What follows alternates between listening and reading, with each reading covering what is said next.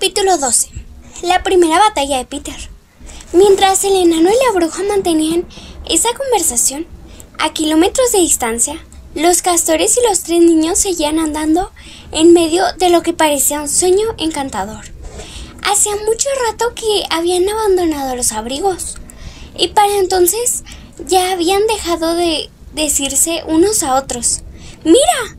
Hay un martín pescador», o «¡Ahí va! ¡Son campanitas!», o «¿Qué era ese olor tan delicioso?», o también «¡Escucha a ese tordo!». Andaban en silencio empapándose de todo lo que los rodeaba, atravesando zonas de cálida luz solar para penetrar en frescos y verdes bosquecillos y luego volver a salir a amplios claros cubiertos de musgo, donde altos olmos elevaban el frondoso techo muy por encima de sus cabezas. Y a continuación, pasar al interior de espesas masas de groseros en flor, y por entre patas de espinos de embriagador olor dulzón. Se habían sentido tan sorprendidos como Edmund al ver que el invierno se desvanecía y todo el bosque pasaba en unas pocas horas de enero a mayo.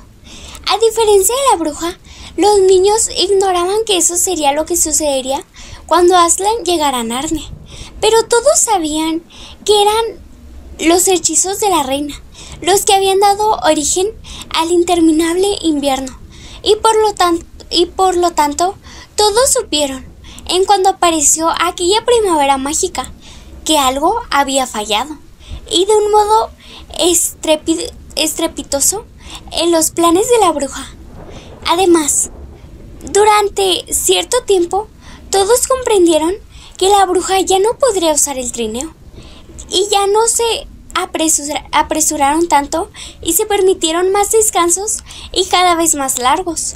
Estaban muy cansados, ya que, como era natural, pero no lo que yo denominaría exhaustos, simplemente se movían con más lentitud y se sentían soñolientos, tranquilos por dentro, como le sucede a uno cuando se acerca al final de un largo día al aire libre.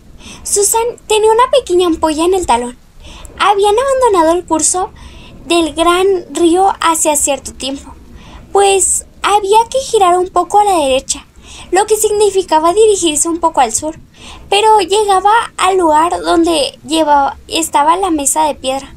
De todos modos, aunque aquel no hubiera sido el camino más apropiado, no podrían haber proseguido por el valle del río una vez iniciado el deshielo, pues con toda aquella nieve fundida, el río no tardó en crecer. Una maravillosa y rugiente inundación amarillenta, y su sendero habría quedado sumergido. Y entonces el sol empezó a descender, la luz se tornó más roja, las sombras se alargaron y las flores empezaron a cerrarse. «No falta mucho ya», dijo el señor Castor. Empezó a conducirlos colina arriba, por entre un espeso y mullido musgo, que producía una sensación muy agradable a sus cansados pies cuando lo pisaban, en un lugar donde solo crecían árboles altos, muy separados entre sí. La ascensión, al tener lugar al final de un largo día, hizo que todos jadearan y resoplaran, y justo en el momento en que Lucy se preguntaba si realmente conseguiría llegar a lo alto sin tener que detenerse un buen rato a descansar. De improviso se encontraron en la cima. Una vez allí, esto fue lo que vieron. Se hallaron en un enorme y despejado espacio verde, desde el que se podía contemplar como el bosque se extendía hasta donde alcanzaba la vista, en todas direcciones, excepto delante de ellos. Allí, muy al este, había algo que centelleaba y se movía. «¡Caray!», susurró Peter a Susan. «¡El mar! En el centro justo de aquella cima despejada se encontraba la mesa de piedra.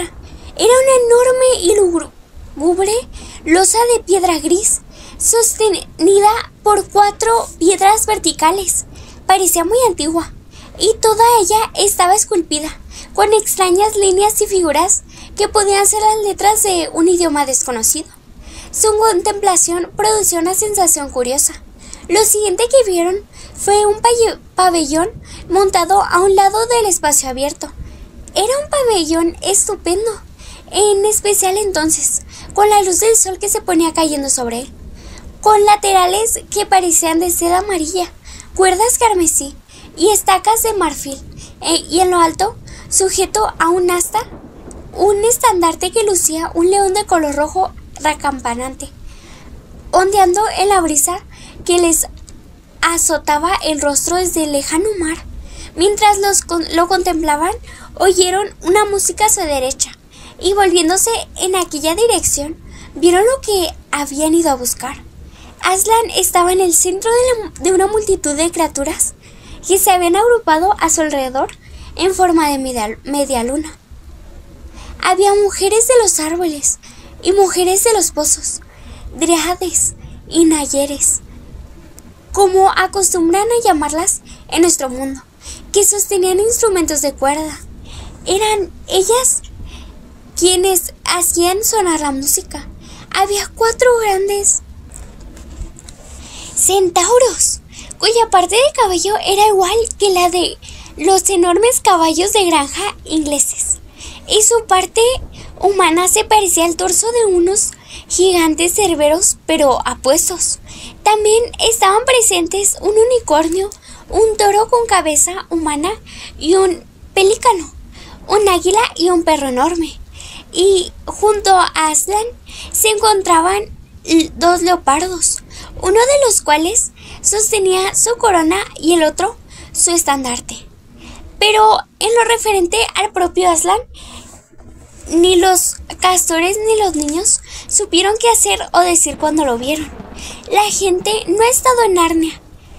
A veces piensa que una cosa no puede ser buena y terrible al mismo tiempo, pero si los niños compartían esa opinión, dejaron de hacerlo inmediatamente en aquel momento, pues cuando intentaron mirar el rostro de Aslan, solo vislumbraron la dorada melena y los enormes regios, solemnes y sobrecogedores ojos, y a continuación descubrieron que no podían mirarlo sin dejar de temblar.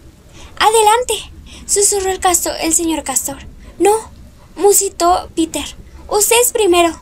«No, los hijos de Adán, antes que los animales», volvió a susurrarle el señor Castor. «Susan», murmuró Peter, «¿por qué no tú? Las damas primero». «No, tú eres el mayor», contestó ella también en un susurro. Como era natural, cuanto más tiempo seguían con aquello, más incómodos se sentían. Entonces, finalmente, Peter comprendió que le correspondía hacerlo él. Así que desenvainó la espada y la alzó en un gesto de saludo, mientras se apresuraba a indicar a los otros. «Vamos, tranquilizaos». Luego avanzó hacia el león y dijo: «Hemos venido, Aslan». «Bienvenido, Peter, hijo de Adán», saludó este. «Bienvenidas, Susan y Lucy, hijas de Eva. Bienvenidos, señor y señora Castor».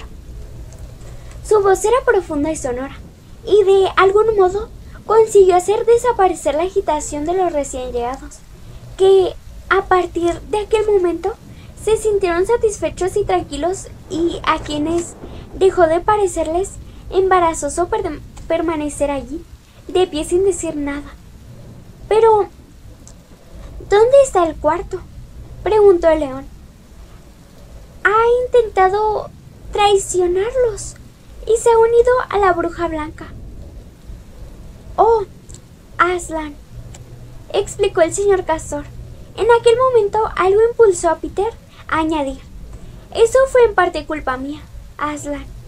Estaba enfadado con él y creo que eso ayudó a que actuara de un modo equivocado. Y Aslan no dijo nada, ni para excusar a Peter ni para culparlo, sino que se limitó a contemplarlo con sus enormes e inmutables ojos. Y a todos les pareció que no había nada que decir. Por favor, Aslan, intervino Lucy. ¿Puede hacerse algo para salvar a Edmund? Se hará todo lo necesario, respondió él, pero puede resultar más arduo de lo que pensáis. Luego volvió a quedarse en silencio durante un tiempo. Hasta aquel momento, Lucy había estado pensando en lo regio, poderoso y pacífico que parecía su rostro, pero entonces se le ocurrió que también parecía triste. Sin embargo, al siguiente minuto, aquella expresión había desaparecido. El león agitó la melena y dio una palmada con las zarpas. ¡Zarpas terribles!, pensó Lucy. Si él no supiera cómo almohadillarlas, y anunció: entre tanto, preparemos el banquete. Señoras, acompañad a estas hijas de Eva, el pabellón, y ocupaos de ellas. Cuando las niñas se hubieron marchado, Aslan posó la zarpa, que, aunque estaba almohadillada, era muy pesada, en el hombro de Peter, y dijo: ven, hijo de Adán, y te mostraré una lejana visión del castillo en el que has de ser rey. Y Peter, con la espalda todavía desenvainada en la mano, se marchó con el león hasta el borde oriental de la cima de la colina. Allí sus ojos descubrieron un hermoso espectáculo. El sol se ponía a sus espaldas, y ello significaba que todo el territorio situado a sus pies quedaba bañado por la luz de la tarde. Bosques, colinas, valles, y alejándose zigzagueante con una serpiente plateada, la parte inferior del gran río, y más allá de todo ello, a kilómetros de distancia, estaba el mar, y más allá del mar, el cielo, lleno de nubes que empezaban a adquirir un tono rosado por el reflejo de la puesta de sol.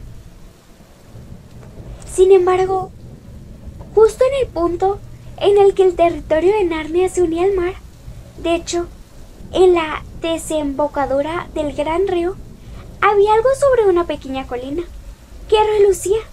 Relucía porque se trataba de un castillo, y la luz del sol se reflejaba desde todas las ventanas que miraban en dirección a Peter y la opuesta al sol. Pero a Peter le pareció una estrella enorme posada sobre la orilla del mar.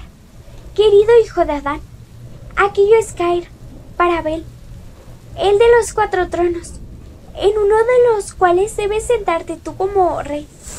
Te lo muestro porque tú eres el primogénito y serás sumo monarca sobre todos los demás, dijo muy serio Aslan. Peter permaneció callado, pues en aquel momento un extraño ruido despertó repentinamente el silencio. Fue parecido a un toque de clarín, pero más sonoro. Es el cuerno de tu hermana, indicó Aslan a Peter en voz baja, tan baja que sonó casi como un ronroneo. Si no resulta respetuoso decir que un león ronronea. Por un momento, Peter no comprendió. Luego, al ver que todas las otras criaturas se lanzaban al frente y oír que Aslan decía, con un movimiento de su zarpa: ¡atrás! Dejad que el príncipe dé pruebas de sus aptitudes. Comprendió, y salió corriendo tan deprisa como pudo en dirección al pabellón. Una vez allí contempló un espectáculo horrible. Las náyades y dráades se dispersaban en todas direcciones, y Lucy corría hacia él a toda la velocidad que le permitían sus cortas piernas, con el rostro blanco como el papel. Entonces vio que Susan huía precipitadamente en dirección a un árbol y se encaramaba a él de un salto, seguida por una enorme bestia gris. En un principio Peter creyó que se trataba de un oso. Luego vio que tenía aspecto de alsaciano, aunque era excesivamente grande para ser un perro. Comprendió entonces que se trataba de un lobo erguido sobre las patas traseras, con las patas delanteras apoyadas sobre el tronco del árbol, que lanzaban mordiscos y gruñidos, y con todo el pelaje del lomo erizado. Susan no había conseguido subir más arriba de la segunda rama grande, y una de sus piernas colgaba de modo que el pie quedaba apenas a unos centímetros de los chasqueantes dientes. Peter se preguntó cómo era que no subía más, o al menos se sujetaba mejor. Entonces comprendió que estaba a punto de desmayarse, y que si lo hacía, caería al suelo. Peter no se consideraba valiente. En realidad, en aquella situación, sintió como si estuviera a punto de marearse, pero no podía permitir que eso afectara a lo que debía decir. Se abalanzó hacia el monstruo y se dispuso a asestarle una cuchillada en el costado. El golpe jamás tocó el lobo, que veloz como un rayo, giró con ojos llameantes y las fauces abiertas de par en par, en un aullido de rabia, de no haber estado tan enfurecido que si limitaba a aullar, habría atrapado al niño por la garganta al instante. Sin embargo, lo que ocurrió, aunque todo sucedió con demasiada rapidez para que Peter pudiera pensar, fue que el muchacho tuvo tiempo para agacharse y hundir la espada con todas sus fuerzas por entre las patas delanteras de la bestia en su corazón. A continuación, se produjo un horrible momento de confusión, como si se tratara de una pesadilla. Él tiraba y el lobo no parecía ni vivo ni muerto, y sus colmillos desnudos chocaron contra la frente del niño, y todo fue un revoltijo de sangre, calor y pelo. Al cabo de un instante, descubrió que el monstruo yacía muerto, que él había extraído la espada del cuerpo, que se estaba incorporando y que se limpiaba el sudor del rostro y los ojos. Se sentía totalmente agotado. Luego transcurrió un tiempo. Susan descendió del árbol. Tanto como ella como Peter estaban temblorosos cuando se reunieron, y no diré que no hubiera besos y llantos por ambas partes, pero en Narnia nadie habla mal de uno por eso. ¡Rápido, rápido!, gritó la voz de Aslan. ¡Centauros! ¡Águilas! Ve otro lobo en los matorrales, ahí, detrás de vosotros. Acaba de salir huyendo. Tras él, todos. Irá a ver a su señora. Esta es nuestra oportunidad de encontrar a la bruja y rescatar al cuarto hijo de Adán. Y al instante, en medio de un tronar de cascos y un batir de alas, más o menos una docena de las criaturas más veloces desapareció en el creciente oscuridad. Peter, todavía sin aliento, se volvió y vio a Aslan muy cerca de él. «Has olvidado de limpiar la espada», indicó este. Era cierto. El niño se sonrojó cuando contempló la reluciente hoja y vio que estaba toda manchada con el pelaje y la sangre del lobo. Se inclinó y la limpió con la hierba, y a continuación la secó con una chaqueta. «Dámela y arrodíllate, hijo de Adán», dijo Aslan, y cuando Peter lo hubo hecho, le dio unos golpecitos con la hoja plana del arma y anunció: «Levanta, Sir Peter, pesadilla de los lobos, y suceda lo que suceda, jamás olvides limpiar tu espada».